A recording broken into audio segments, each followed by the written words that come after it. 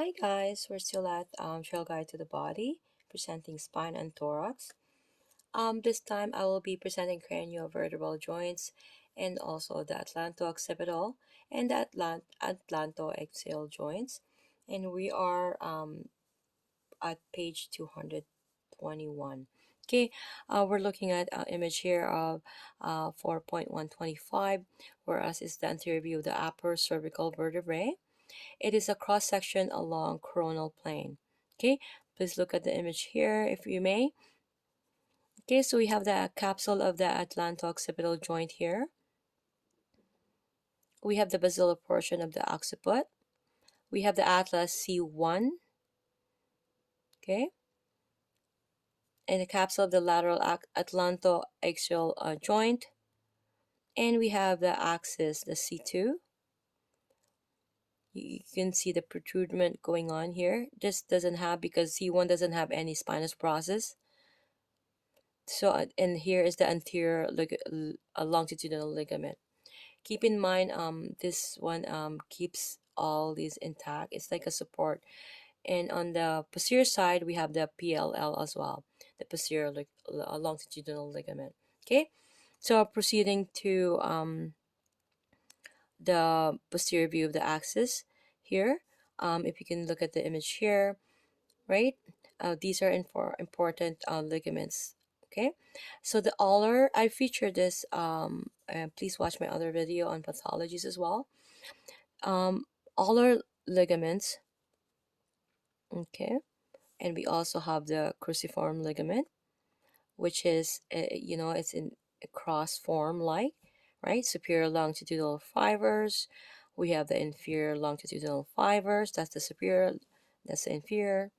And we have the transverse ligament of the atlas C1. And you can't see any protrusions going on there because there's no spinous process. You see that this is the C1, the atlas, and this is the C2. Okay? Again, this is the posterior view of the axis, atlas, and occiput with posterior portion of bones removed. And looking at view here, we have the superior view of the atlas, C1. This is the odontoid process of axis C2. The synovial cavities. We have the alar ligament here. We have the superior facet. And we have the transverse ligament of atlas. Okay, of C1.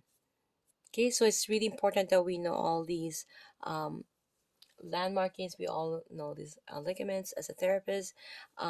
It's really important that, especially the neck, the head is a very crucial. That's why we all have to do the testing first before we do even touch a client's neck or head, and before prior to that, even touching anything, we do have need the consent.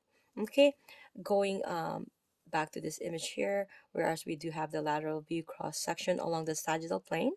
Okay, i I would imagine that anybody would be in my channel would know their anatomy, but again, I'm suggesting to all the therapists out there, this is the best anatomy book out there in terms of if you wanted to know where the muscle, ligaments, tendons, and any bone markings with your client.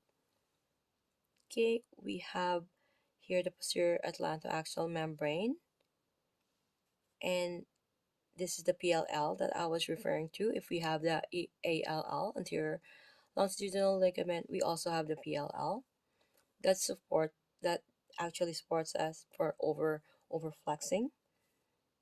Okay, and we have here the anterior longitudinal ligament, transverse ligament of atlas C1, anterior tubercle of atlas. We have the odontoid process of axis C2, and we have the apical ligament, and we have the superior longitudinal fibers of the cruciform ligament.